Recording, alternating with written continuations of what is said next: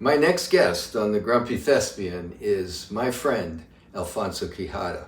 I first met Alfonso in Vancouver when he was an actor, one of the busiest in the city, and he has since become a very well-known worldwide director and producer and writer of some really wonderful films. I think you'll enjoy this session with him.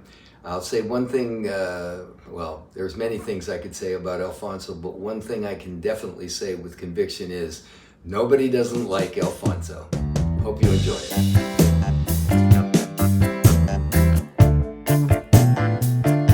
Welcome. Thank you, sir. Long time. It has been a while. Love the hat, by the way. Thank you.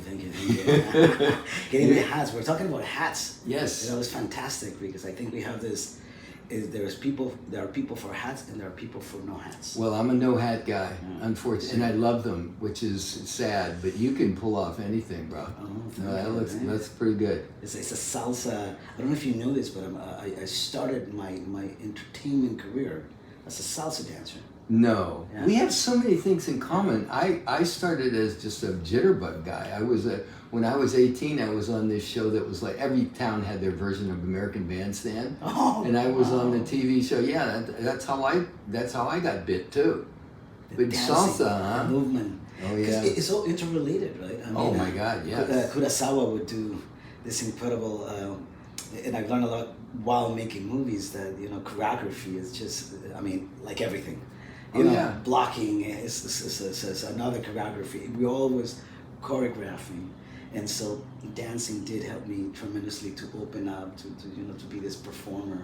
Which led me to theater. Oh yeah. I ended up in London, Scotland, and Vancouver. And I did this play one time, and Johnny Depp in Chuck Norris. Oh wow, There's a contrast. Yes, but they were both, one was shooting Jump Street, and the other one, I don't know what the Chuck Norris was doing here, but obviously everybody was. Well, 21 Jump Street, Vancouver is the town that Stephen Canal built with 21 Jump Street. That was it, and it all came from there. Canal was so good to me. Yeah? I did so many of his productions. Yeah, but Johnny was the one who kind of opened the door to me because he saw the play, came backstage and says, "Oh my God, wow. Loved your play." Chuck Norris came in, said, "Yeah, you gotta continue doing this," and I was like, "Oh, great!" But he's like, "You gotta do casting. You gotta come into 21 Jump Street." And I said, "Listen, I'm a theater actor. I don't want to do TV." Yeah. He's like, okay. Yeah. He said, "Yeah, okay, come." Sure. And then I ended up getting an agent, ended up going, and then of course did 21 Jump Street. And then the paycheck came in. Oh, and then it's like, and then that's it. Ooh, and I was like, I remember going to my agent, going, I go, "Carol, I know, right? I'm making this is my money. Yeah. Did I already pay your commission? Yeah, but wait, Alfonso, that's just one day. I was like, what? Okay. I had this all wrong. Yeah, I gotta do this little film, TV stuff, and we're just working. And that's how I switched into TV, and I never looked back. So, when we reconnected, I'm segueing into, but it's a perfect segue. When we reconnected, I knew you'd been doing something other than acting in film and stuff, but you told me the story of when you came to that precipice that so many of us come to, and you threw yourself over it and made your new career as a filmmaker and producer and director, which I'm so impressed with. Could you just capsulize that story of the lead up to that and how it came about that you decided this is my career and I'm going to do it? Well, for years I have been always looking into being an actor, and being in so many productions allows you to look at how everything functions, and you start to look at the hierarchy of things, and you realize that a lot of the stuff that you work with, sometimes there's always an element of luck attached to it, and that element of luck sometimes it's got nothing to do with you per se.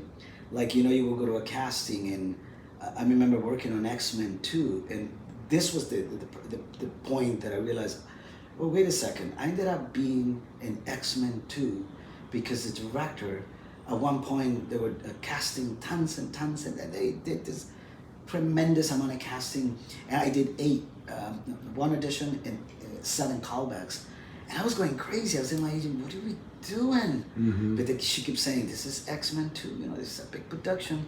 Yeah, but you know, man, how many callbacks? This makes no sense. I ended up getting the role. And when I got the role, I said to Joe, why me? And then he says, because you remind me so much of one of my best friends. And I was like, wait a second, okay, so if I don't look like your best friend, oh my God. So wait a second, I worked my butt off, but ultimately was that I looked like his best friend. So I started thinking and realizing a lot of times you go to castings, and especially if you've been around, right? Like, you know, like or another thing is commercials. Commercials, when you go to commercials, thousands of you, and then you get it. And I would get these incredible commercials, and I'd be like, why me? Why? Yeah. Why me, the 1,000 people that are casting? I'm making so much money, you know. And it was all these random type of little things. And then so I started being backstage. I would ask always, you know, back, you know, on set. And I would say the lead, I would say to the producer, why did you cast the lead?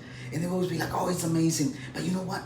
And on the casting one day, he told me that his mother had this problem, and it's the same problem my mother had. And I could relate to it. And I'm like, wait a second. So, yes, relationship driven. You gotta be good at what you do. That's a given. It's a given that, you know, you gotta impress them, and you got to a certain. And I'm talking about a certain level. Yeah, I understand. When you've been working so much as we have, you know, you go into a room. So what makes you out of, you know, the 30 other actors that also have been working? I mean, there are many that don't, but the ones that do, and well, you know, I was for 3.5 years. I was a reader for one of the top casting directors in LA. And I never read before with well, you. that was in LA when I was there, and Okay, I'm so the fly on the wall, and I mean, you'd see things that you got, why? But man, when that special person walked in the room, everybody sat up a little straighter, and it was like, peace be good, peace be good, peace be good. But there were all those kind of things, very random things as well.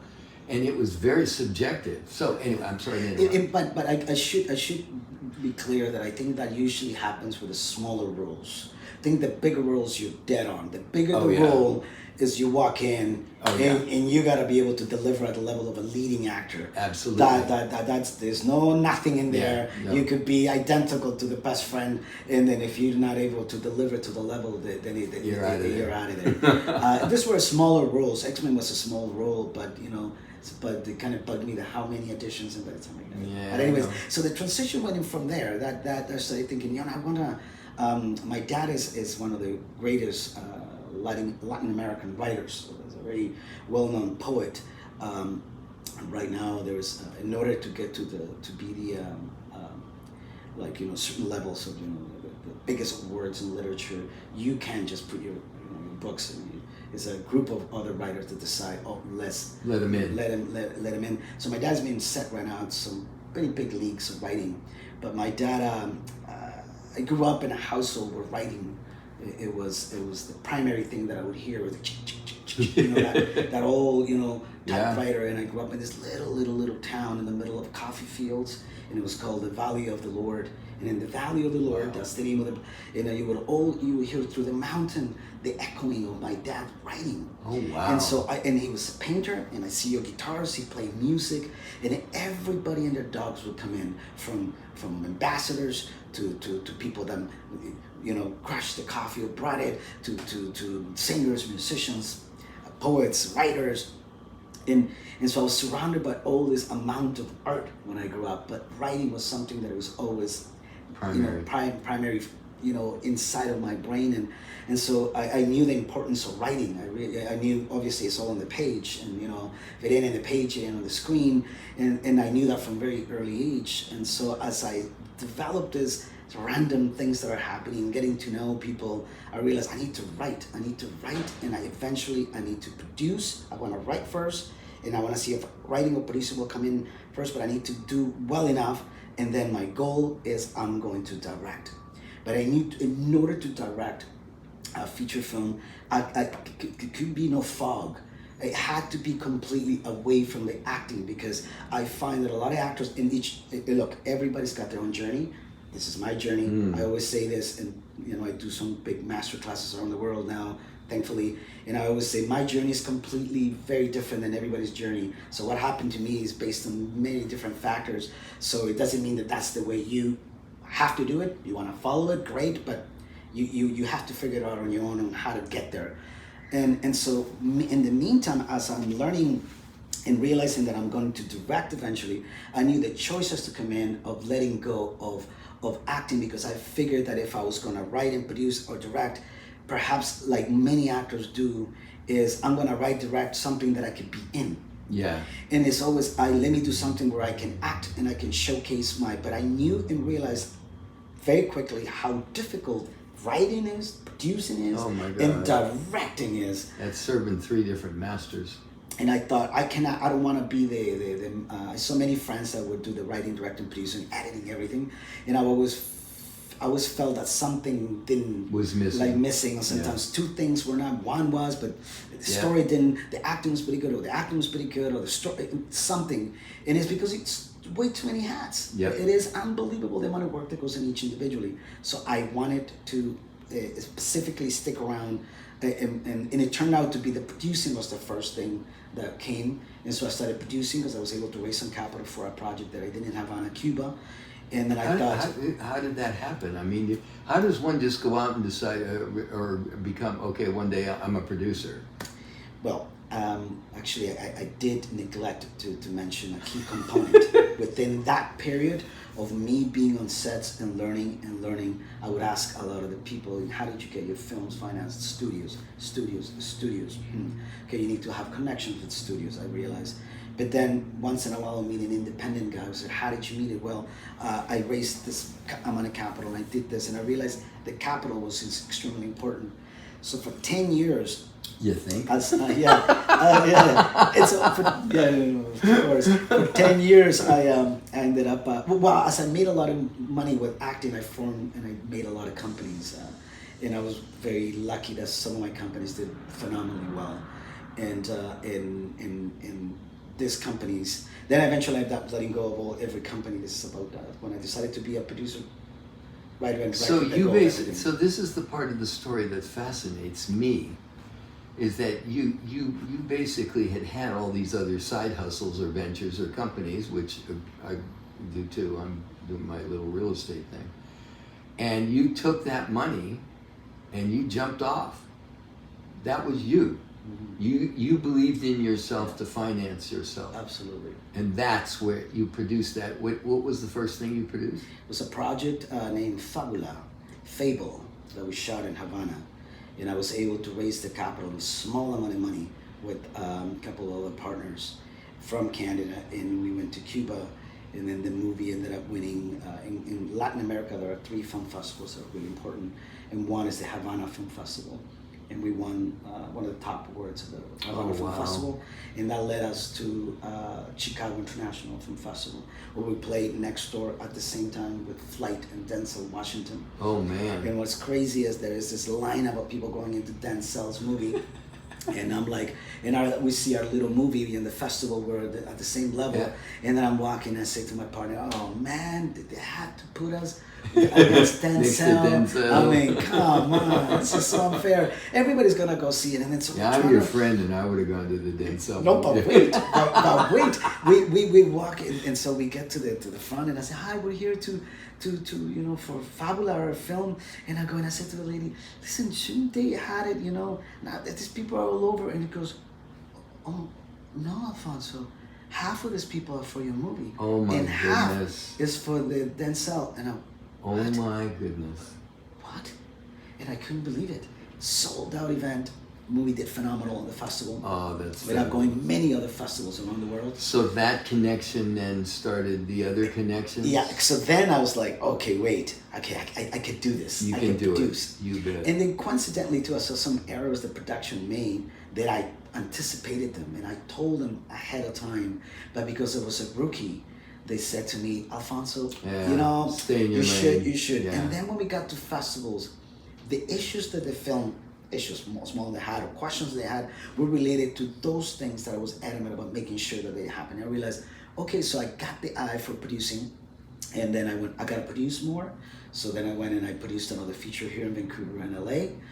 which premiered at the Las Vegas International Film Festival, won the Golden A's award, and immediately Lionsgate picked it up. Wow. And so we're like, okay, so we're making producible, award-winning stuff. We're on the road. And so I'm in the road continually, and then I brought in, I read a script of a buddy of mine in El Salvador. And this guy brings me this. And you're from El Salvador, I was so born, that everybody knows that you're born from in El Salvador. We'll get back to that a little bit later. But yeah, no, so I continued producing. I read the script of my buddy once. I had the script, and I'm like, I gotta make this movie, right? I mean, this is the God gifts that you say, when you finish reading, I gotta make this. And I knew that this was gonna be my biggest production yet. Wow. And then at that time in El Salvador, there was no industry. Well, there still isn't. A very, very small amount of people that do films, but the movie was based out of there, and it was like Othello-ish film, contemporary, inspired by Othello. And I thought, I gotta do this. And so I went in and I ended up setting up and meeting all the investors that came in and got involved in the project. The project ended up winning tons of awards, becoming a project that ended up premiering at the American Film Institute as a special screening and special presentation of the AFI. And then Sony and HBO bought it. Good. What was the name of this? Pablo's Word. Pablo's Word. Yeah, okay. Pablo's Word. La Palabra de Pablo. La Palabra de Pablo. It's in Spanish with English subtitles. That's like great. Salsa, La Palabra de Pablo. Like a pasta. Do you want La Palabra de Pablo? I have two, please. Yeah, exactly. And we haven't smoked anything.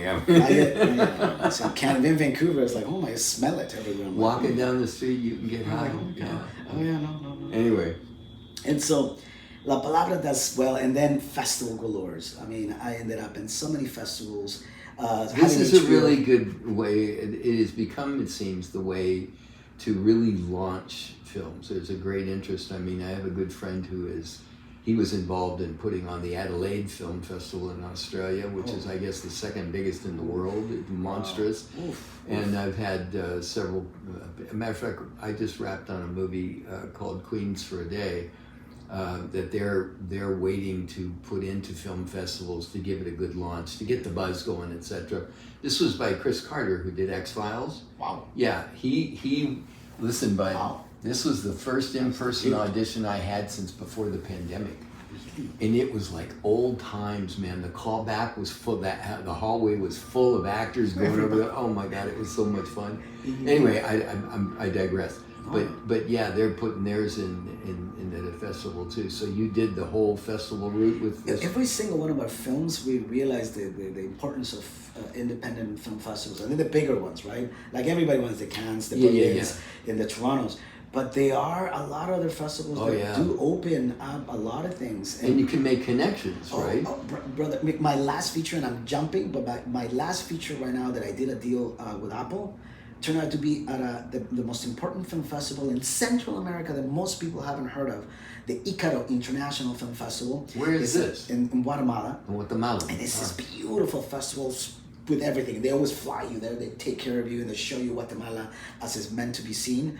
And when I told my partner I'm going to Guatemala, we're going to premiere, this movie's it's got 8 nominations over there. They're like, I said, no, it's known in Latin America. Yeah, but nobody cares about Latam. Nobody cares about Central. In this, because he lives in London. And he goes, if this is not a bigger festival, I said, you know what? I do believe in them, and I do believe that you meet right people.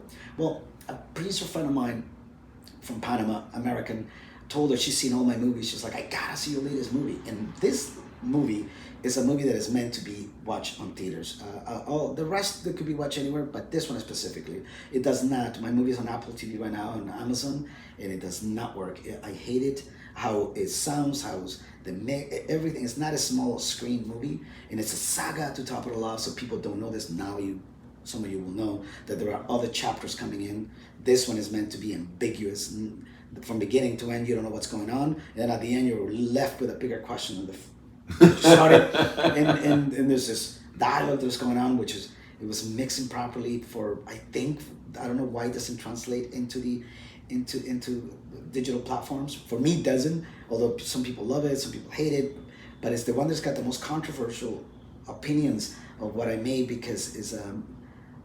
But anyway, my point. Sorry, I'm digressing and jumping. Is that my producer friend comes and sees my movie, loves the movie, and she says to me, I just called somebody from a friend of mine that used to work for HBO, and they're coming here to meet me, and they gotta meet you. Wow. And because I told them about Guatemala, we're in the festival.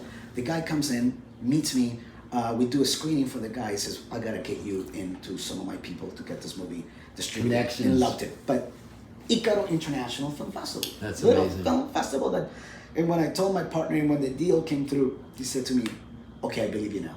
Yeah. Because he benefited from this tremendously. Yeah, of course. Because he ended up, he thought we needed to be in Kansas, and we did, all that stuff. That's nice good. too, but that stuff is amazing, work. of course. I was down in Belize just on vacation. They had a film festival down there, a little Belize, and it was like they had some pretty top level movies down there. it's a little tiny Central American country. It's at the top of Guatemala. And a lot of Guatemalan people come over there to work as well. And there's this little film festival. It was like, okay. It's you'd be blown away by the amount of money that it has and the Amazing. festivals and the parties. Every event you go is fully catered. Yep. And you got 100 minimum to 300 people. The gala is like 1,000 people and it's fully with music. And the buzz there. The buzz, and everybody having a good time. And you got a market now that happens there too now. And yeah. It's a buzzing little film festival that I recommend anybody that can get their movies in there. So back on the track. All right. So you had the first production, and this leads to this, and now you're making connections, and you're making more films, etc. And so build it from there. When do you get into the directing phase? Well, it was already aiming. A key component to being a producer so hands-on, it was that every production I made, I was in every post-production. The process, movies are made in post-production. Yeah, absolutely. Ultimately. That's where they put them together. Where everything kind of lies. I mean, we literally could shoot a comedy and end up with a drama. Yeah. How do you cut it? I'm stretching and I'm pushing it, but really, you do make a huge difference in post-production.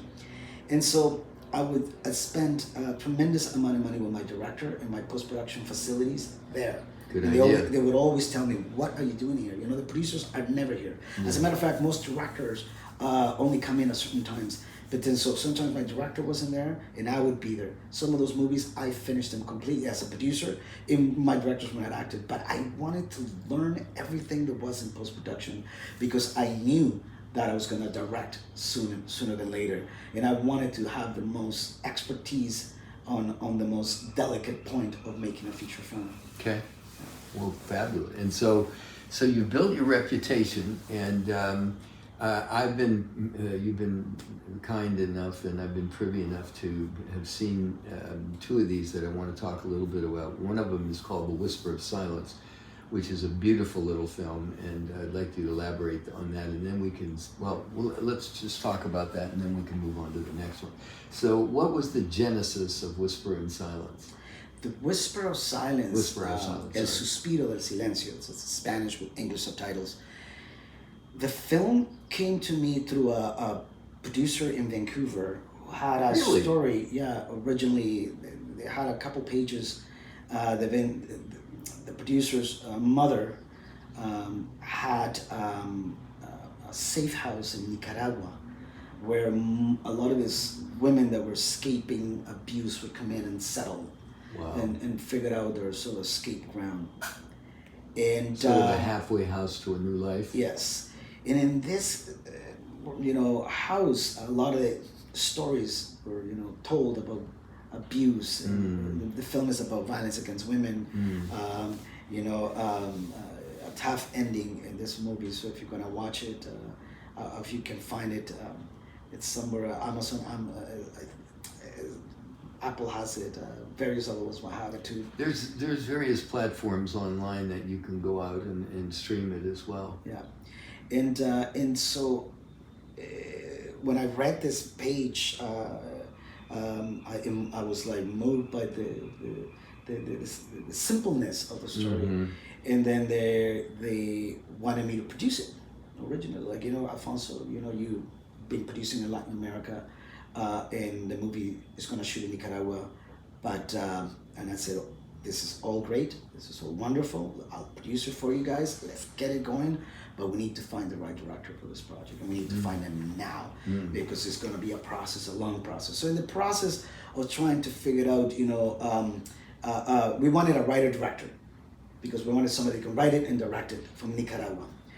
And at that point, a kid from Nicaragua was just nominated for an Oscar for Best Short Film in the Oscars from Nicaragua. Oh, wow. So we're like, we got him. We got the guy. We talked to him, we got a hold of him. He calls us back and I said, listen, this is a full-length feature. Have you written a full-length feature? I only have one thing that I've written full-length. The rest are short films. I go, no. You need to know full-length features, because this is going to be an award-winning film, profound story.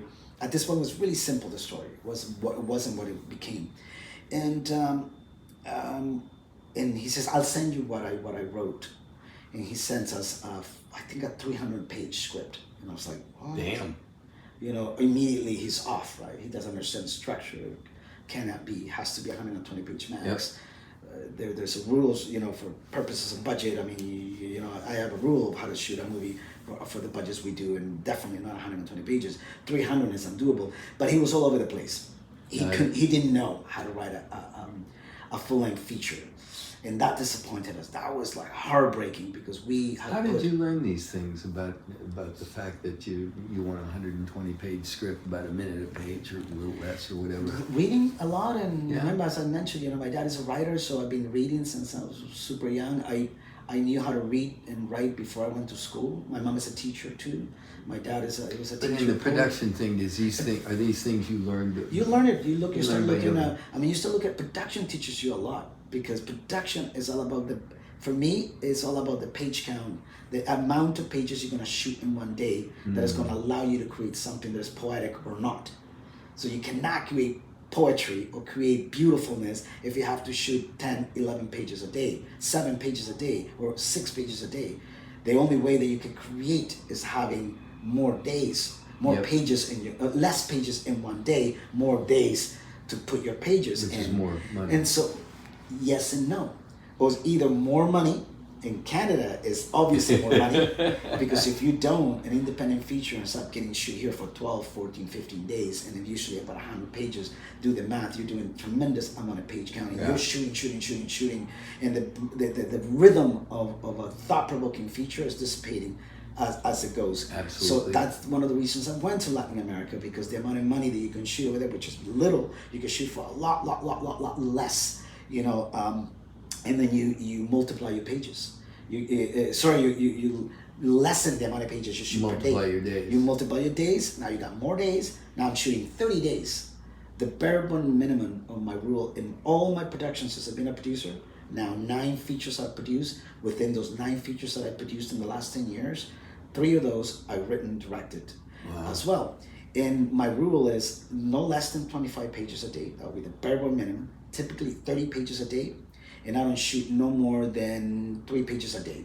That would be the absolute maximum pages I would shoot in a day. And usually if it's 3 pages, it's because there's dialogue driven and there's not a lot of action usually requires, and when I mean action and independence don't exist quite a lot. But you do get action thriller. That's a whole different level. I don't do them. At this point, I never say no. I always want to branch out into something that's thought provoking, even if it's a thriller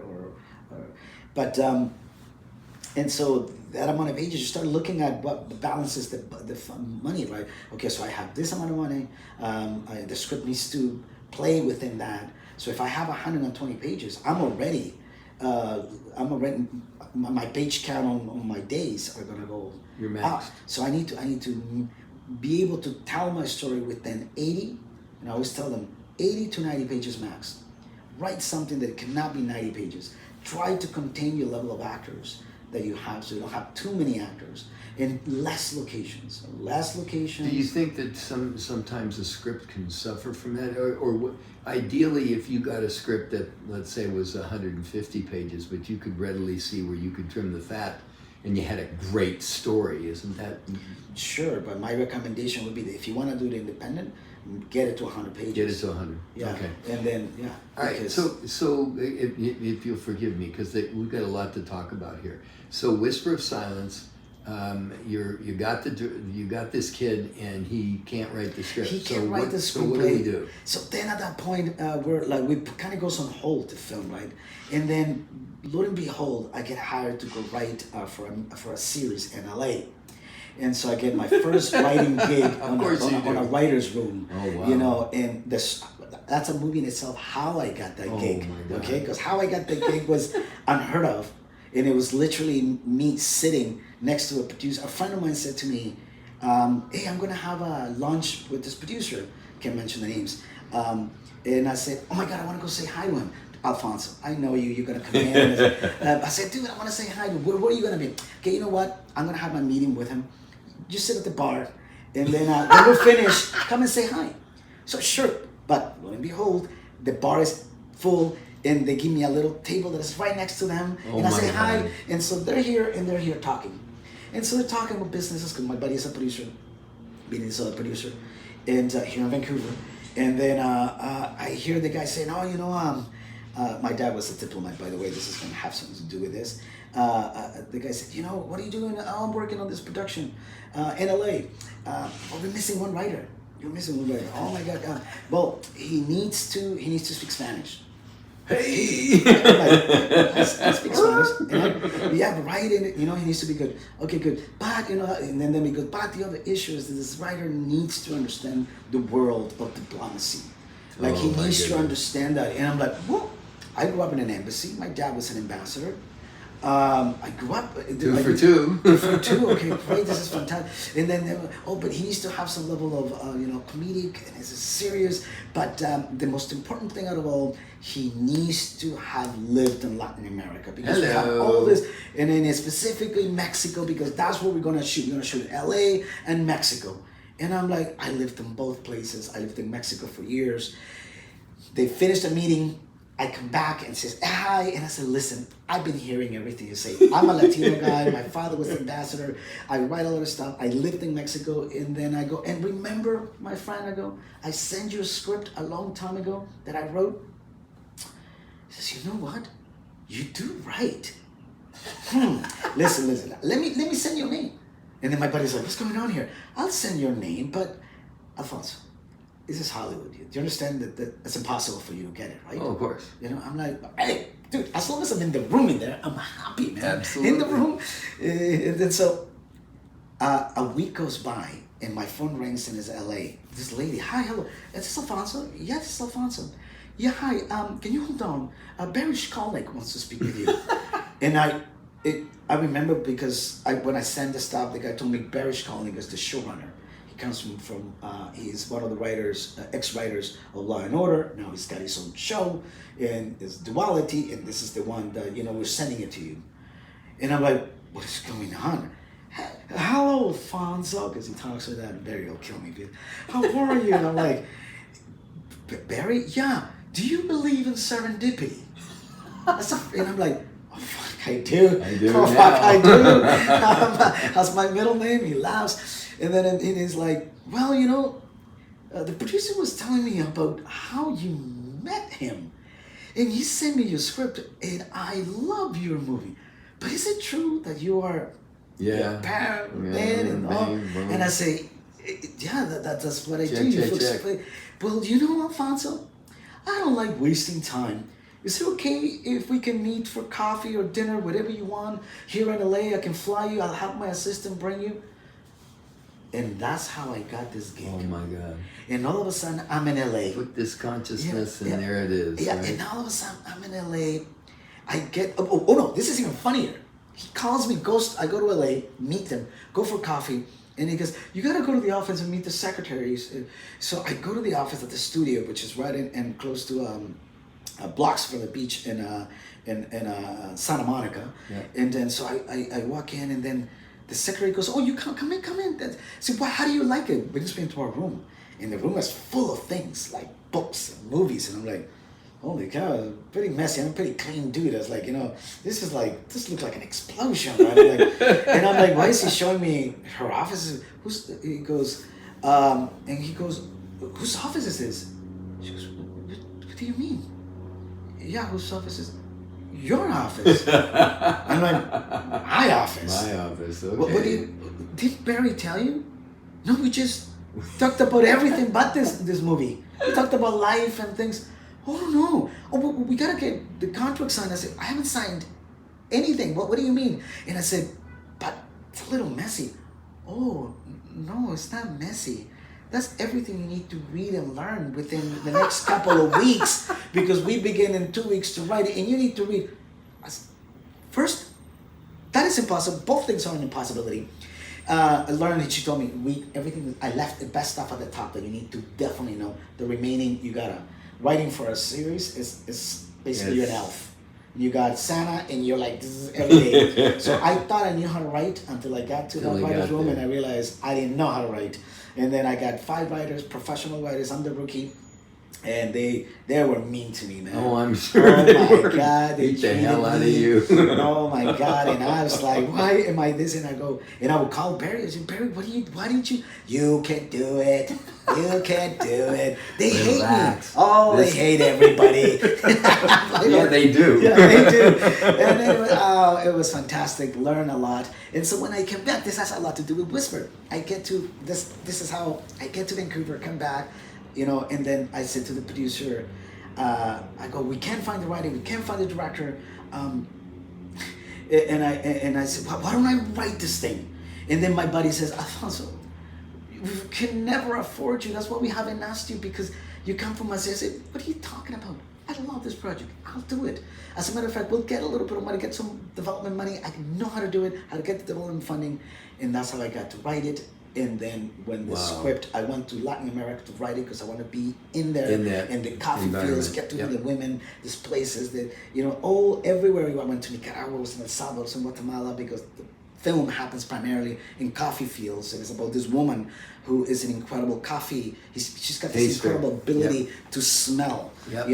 The coffee tasters are like wine tasters. They determine the prices of coffee based on the taste of the coffee. I saw the film. It was great. World competitions that happen around the world, and it's a male-driven business. Yes, she was women. the outsider. She was the outsider. So the story is about this coffee taster woman that tries to, get into the world of coffee tasting.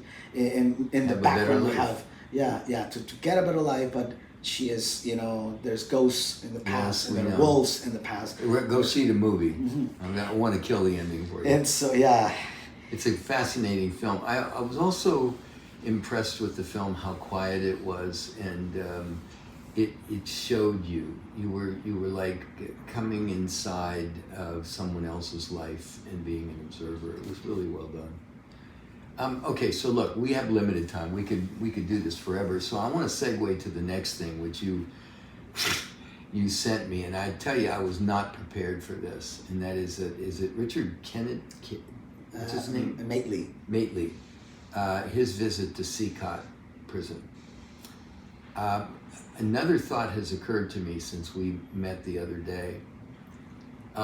When he was walking through that prison, and there's these cages where they were just full of men. The first thought I had, I told you, was Dachau, the Nazi prison camp I'd seen.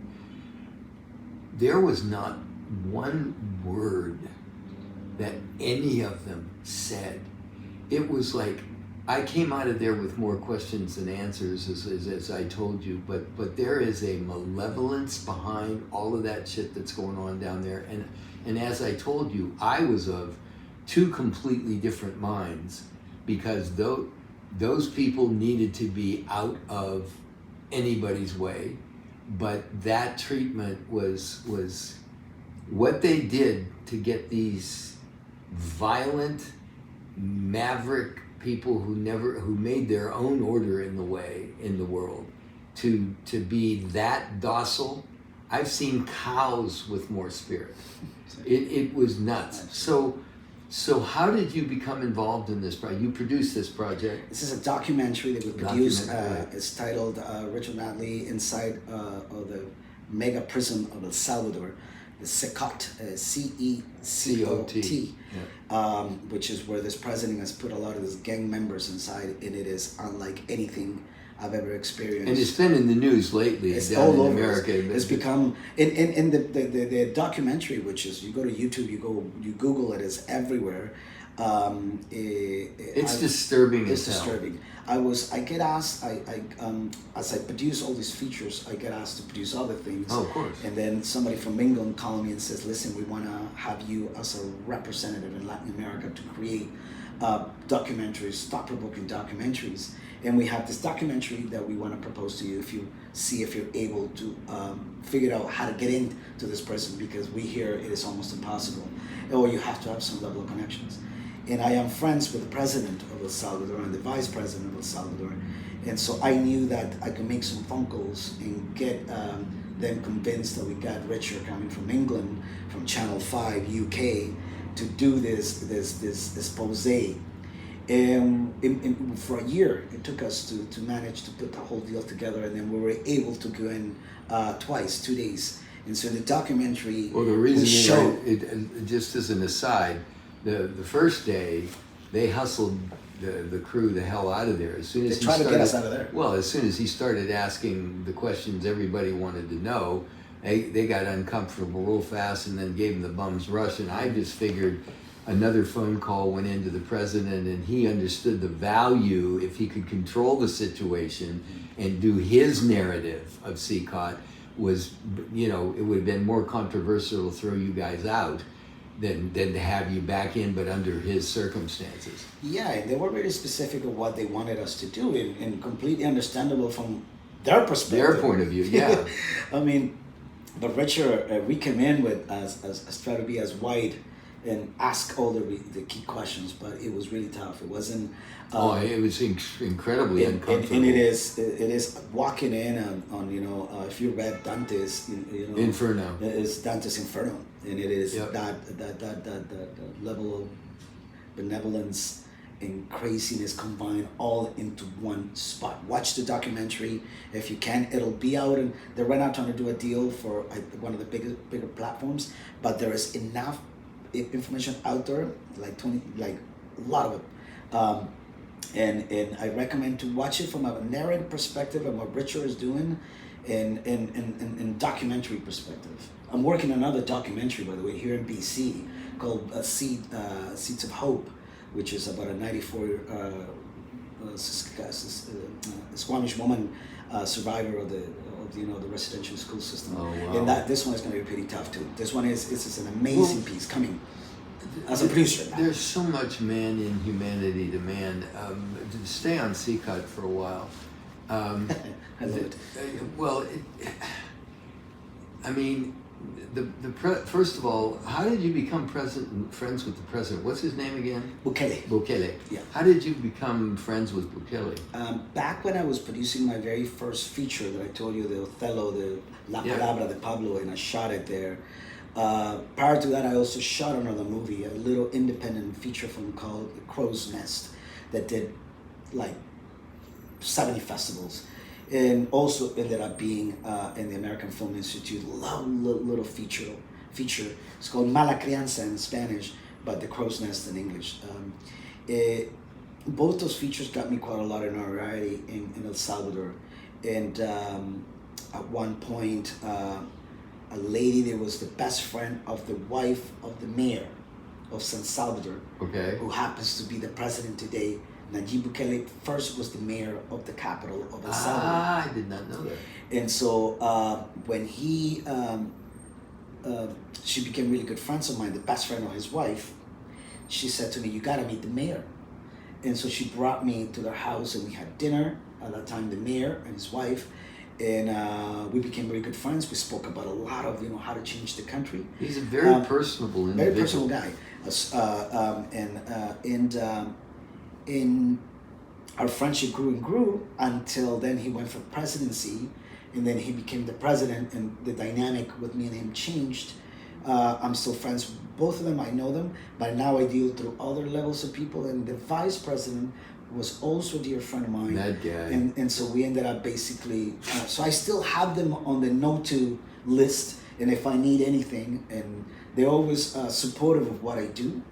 But definitely what they're doing in El Salvador is, they changed a country that it was. That was a mess. Yeah. I mean, the thing that made the duality I have about this, and Bukele states this, he said it over and over again, he said it in the White House with the orange fuckface, where he said, people say, well, you're violating thousands of people's civil rights. And he said, I look at it as saving millions of people's lives. And he almost it's the way he says it that really bothers me. Like, he's way too proud of this shit, because he's too smart of an individual not to know what he's doing. The cruelty, I don't care how bad these guys, and believe me, they're bad. They do not, we discussed it, we'd almost be better to have them executed than to have them doing what they're doing right now. It's more of a torture this way. And I don't know if it's sustainable. That's the other thing. That's the issue. It is an issue. But the cruelty, they could. I mean, I saw 5 or 6 things they could still do without risking anything. The way they've got that set up to make it at least livable, and still boring as hell, and still all of that. But it really bothered me when I saw the first thing that popped into my head was the death camp at Dachau.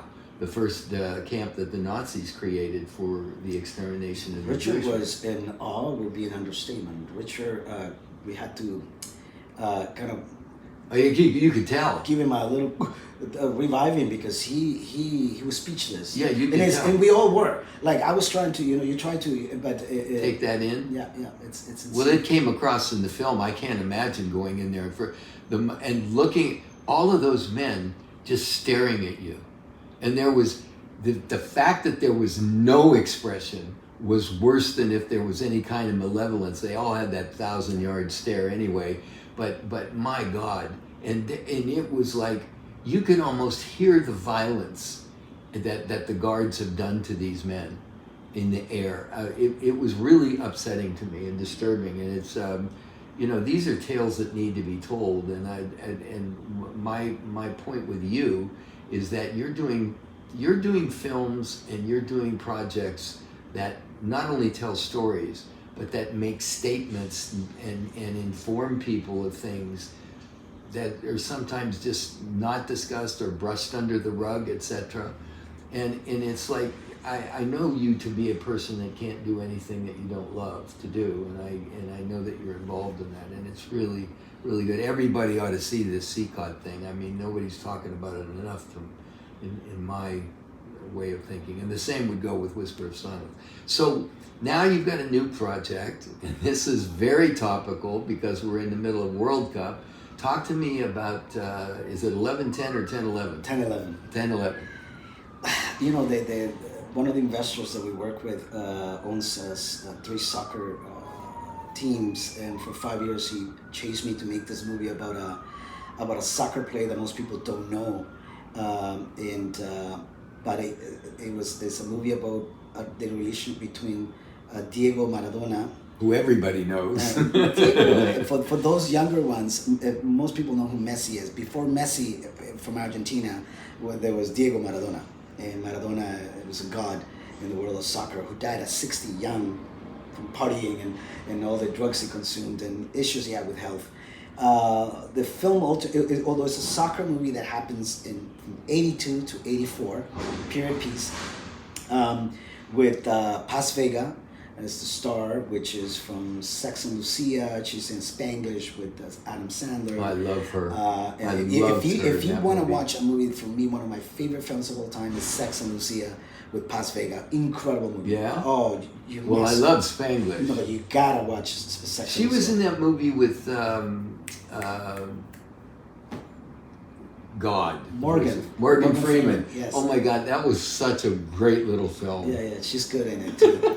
She's terrific. Yeah, and then Carlos Bardem, Javier Bardem's brother, is in the movie. I was going to ask you if they were related. Yeah, that's Bardem.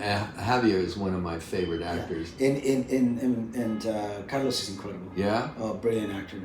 And then we also have playing Diego. The part of Diego is played by Manuel Capone, who comes from the Golden Globe winner for Best Foreign Picture, Oscar nominated for Best Foreign Picture. Movie Argentina 1985, which I recommend highly to watch too. Okay. But 2 years ago they won the Golden Globe for Best Foreign. Oh, wow. And they didn't get the Oscar, but they were nominated for Best Foreign Picture. Up to this point on my 9 features that I worked thus far, Paz and Capone are the 2 greatest actors I've ever had the immense pleasure to direct. Wow. Or produce, because as a producer, you know, you can influence. But Paz, it was at another level. But Capone, Manuel, it's somebody that I want to have him in every film. I don't care, as anything and everything. Oh, wow. The level of performance on this guy is terrific. The level of commitment. You know, he had 3. You know, although he had the role, but he had 3 coaches. Wow. One specifically for acting, developing the person, and he's already comes from great actors. One that is training physically, and they only combine the psychological aspect of being Diego Maradona, because Diego is a god in so many ways in Argentina, and to become an actor, to personify a Diego, it required so much commitment, and this guy was for months training at every level. He would send me everything he was working on. I told him I wrote the screenplay with another co-writer, which I believe is one of the best co-writers or writers that I've ever worked with too. And he called me and says, I think I need to change some of its dialogue, and I said, please do. Because some of the stuff that we're writing is not coming from an Argentinian, and although we've done so much, so he brought some levels to the character that we didn't even think about. Oh, wow. And that's a wonderful collaboration. Yeah, so great many collaboration. So many writers, whatever. No, that script is good. No, it's not my voice. Can you need to, I think actors sometimes need to figure out a voice within it. Oh, absolutely. Creating a character is a collaborative job, man. Well, yeah, and characters, how you do what you do. It starts with a walk and a talk. I mean, one of the assignments I give my kids, go to a coffee shop and watch people move and write a character description based on what you did. And then if you can hear them talk, if the voice works with the you know, that's first thing we do. 101. All my actors, when we get it, all of them. It's Yeah. not just we begin with physicality, and that's what I told you that I love. Yeah. The aspect of the dancer in me, because an actor will either move or do or move or constantly be doing something that determines, Absolutely. you know, personality, character, and so we always begin with something that'll define the character within the encompasses of movement. Yep. And then from movement, then of course you begin to also work, you know, the character itself, you know, the thought process, and then the present, the being present. But yeah, no, Capone he took it to another level. That's too, wonderful. Of you know, the trainers would speak to me like every week. We would have every Friday. We would meet all of them. It was like a psychological thing and going over what they needed to be done. The progress of Maradona kicked with the left. Okay. Right. I don't kick with the left. I wouldn't kick with the left if you pay me. And then this actor was a right. And he learned how So to do he it had left. to learn how to kick with the left, and that alone and he did it That's phenomenal. hard, man. And how he did it, I don't know how he did Repetition, baby. it. Repetition. That's high praise coming from you. Yeah, no, they do this incredible. And we shot in Spain. We shot in Antigua. Spain was phenomenal. Shooting in Spain, you know, a dream. You know, shooting, you know, and then having the ability to have Vega as your lead female, you know, femme fatale in the film was a dream beyond a dream. And so we were super excited. The movie is looking phenomenal. We're hoping that it's going to be out, finished, So completely you in a produced month. and directed. I'm the producer, writer, and director. Yeah. Damn. Yeah. Couldn't find a small part in there for you? Oh, it's Spanish. You need to listen Spanish. Well, we got No, for you. No, I'm not. Everybody tells me that. Why don't you act in your movies? And this is what I mean. Like, I am so That's focused. a bridge too far. Yeah, for now, I'm focusing on building the brand as a director. Yep. If the brand of my career as a director continues to flourish and continues to go farther, then if an offer comes in and collaborate with somebody to act, I might act. You can be the Sidney Pollack of the for- Latino world. I mean, the most thing I've trained in my life was as an actor. I know. I aware. trained in London, in Scotland, Vancouver, LA, even in Tokyo. I trained a lot. So That would have been weird. right? A Latin guy in Tokyo with a Japanese teacher. I studied Kabuki arts. Wow. Yeah, Kabuki. Yeah, Kabuki arts, because it's movement too. It's all movement, and with dancers, you gotta move. Your body moves accordingly, right? Movement is so important to me. In Kurosawa, to the greatest. Acting. Yeah. Physical action. Yeah. Yeah. All right. So when does 10/11? When is 10/11? I'm done. I have about a month left. Yeah. And it will be complete. And to wrap it up, you mentioned Diego Maradona, but the movie is not primarily about Maradona. He plays a smaller character. And it's a second lead, third. Expand about. It's about Jorge Mágico, which is this player who. Tell him what Mágico, for those that don't speak Spanish. Means magic. He's the Magic Johnson of soccer. of Central America, and they met in 1982 in the World Cup of '82. Right. And they competed against each other, and then Maradona was taken to the Barça in Spain, and then eventually ended up in Napoli. Well, Mágico, or Jorge, ended up going to Cadiz. He was recruited by a team in Cadiz, and he took the second level team into the best, and he became like the Maradona of Napoli. Mágico became that. So the movie happens in Spain primarily. There's some flashbacks of these youth. And it's a kind of a parallel commentary on both of their lives and how each one of them embraced or didn't. The film is ultimately about freedom. Although soccer has in the background, what is freedom? Is freedom having all the money, all the drugs, all the women, all the craziness, and then you die at 60 because of that? Yeah. Or Mágico, who decided to go. What makes this story unlike any other stories is that he was offered the biggest teams in the world, but that didn't drive him. He said no. Not only didn't drive him, he neglected and completely disappeared at one point. And then him now is still alive. He's this guy that can go to the store and have a beer next door to people, follow him and talk to him. He knows what. And so, is that freedom, or is the freedom to having all the money in the world? The question is left open for you to watch the film and figure it out for yourself. Is it a combination? That's wonderful. So that's what it is. A movie about freedom. What is freedom? Having all the craziness? Okay, so that brings me to one of our final questions. What is freedom for Alfonso? Freedom for me has always been to be able to create. As long as I'm creating, I'm free. Because it is the moments that I'm the most free is when I'm either writing, directing, dancing.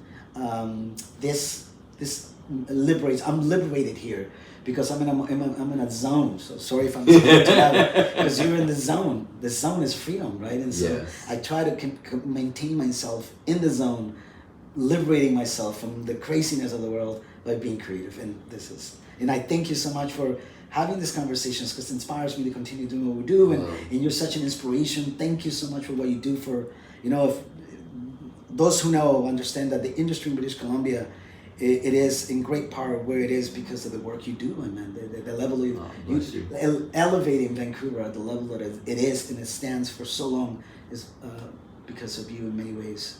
So I thank you on behalf of many of us. I would not be here talking about what I've done if it wasn't the incredible training that I had with you too, and the fun we had while we're training, because it was always so much fun. Yeah, I keep saying to my actors, once in 1917 an actor had fun. Let's see if we can replicate, because actors, we take it so seriously. Oh my God. Yeah. Okay. Well, another thing. So, of all of the hats you wear, which would you say is your favorite? Perhaps this one right now. It's the one that gets me moving. Yeah. Because I back in the day I used to imitate Michael Jackson as a dancer. And so when you do Michael Jackson, you gotta have the hat. You gotta have it. I'm working on my moonwalk. Oh, I do a good one. I'm also into tango. Have you tango? I tango. Yeah. Oh my God. My number one dancing form, although I dance many of them, is salsa. Of course, I'm a salsa dancer, a professional salsa dancer, and I began as I opened up when I came to Canada. I came here when I was 16. 19 years old, I opened up a dance studio. And oh wow! I did phenomenal. I was training and doing my thing to teaching people how to salsa, because people see me dance and like, teach me that. I'm like, okay. Your belief in yourself is I think one of your strongest characteristics. If you think it doesn't seem to be anything in your way. I know even myself, I'm a glass half full guy. I really am. But on the other hand, when I decide, okay, I want to do something, I'm already seeing things come in that can stand in my way. I don't think that happens as much with you. I think your focus is strictly on the goal, and I'm just going there. There's no question about that. It's just how long is it going to take me, and what route am I going by? You said it perfectly. There's never been in my mind a doubt of what I need to do. It comes through. Yeah. It comes off. Yeah. So, okay, so what's next after you finish 10, 11? There was another documentary that we're looking with Richard too that we're going to do in Bolivia. Yeah. And I got 3 full-length features right now. Only 3? Yeah, in a series, What's wrong with you? in a mini series that I just got offered, and then I'm getting the book. I think today was arriving, and I got to read the book. It's called El Flamingo. So now I told you about. I think you'd be great for the role. By the way, I'm here. Yeah, really. It's a retired actor that gets kidnapped into the world of the narcos. Oh and my they think God. he's another narco, and then he becomes the narco within them, and it's just it's like lock, stock, and two smoking barrels. Oh, I love that movie. I love them. That's why I said I would love to God. do it. The English producers, and we just had a great meeting. We're still early in the game. I've been offered. I gotta read the book. That's gonna be key. Yeah. I could read the book. It might not work, but I think it will. This guy seemed to be pretty smart. And then I got another feature called the Ungrateful Garden, which is what I believe would be the film. The most focus I have right now in my mind is that one. It's a poetic feature that's gonna shoot in a little town, this little village with this beautiful golden church, and everything happens around the little town. And the Ungrateful Garden. That's my next feature that I'm writing and directing. Sounded a little like Cinema Paradiso, which is one of my favorite films. Cinema Paradiso is a great influence on my life. Oh my God! Yeah. So I saw that movie at 2:30 p.m. afternoon on a beautiful 87-degree day in LA, and I'm in that film with, it's an afternoon thing, right? And as my producer friend Armion Bernstein once said, if you're really cool, you can go to the movies alone. And I was there, but there were 12 other people there. And that final scene breaks you. We weren't just, we were sobbing our hearts out. I mean, that film, oh my God. I mean, that when he tells him. Well, I related to it too because in case you haven't noticed, I'm a couple years older than you. And in our little town, Hubbard, Ohio, was 5,000 people. We had that little cinema, and life revolved around that cinema. Yeah. We went in there. It opened at 11 on a Saturday morning, and all the kids came in, and you'd have the serial films, and then you'd have the cowboy film, Roy Rogers, Gene Autry, and then at 6 p.m. the kids cleared out, and the adults came in for the features. But the town revolved around that little. So I related to it very strongly. But my God, Cinema Paradiso stands as the same as Malenia, Cinema Paradiso, all those classical movies of those eras, and even before that, Fellini. But this is where it revolutionized the way your connection as not only as a person but to the arts. And so to the film, to the world of creation and filming, the influence it has. Oh, I'm glad that you saw it at that level. That's the only way to watch it. The real way to watch it. Oh my God! Yeah, it is. Well, listen, this has been a joy. And I want to thank you for your time because I know you got a meeting to run to and produce, but it's always fun when you come up, and I hope that you let me know every time you're in town. So and I'm going to bring you, when I head back to Guatemala, and I'm going to make bring me that coffee. That coffee. Alfonso, this has been a great pleasure. Alfonso Quijada, film producer, director, writer, dancer, and absolute wonderful. And lover of life. Lover of life. Thank you, my friend. Thank you.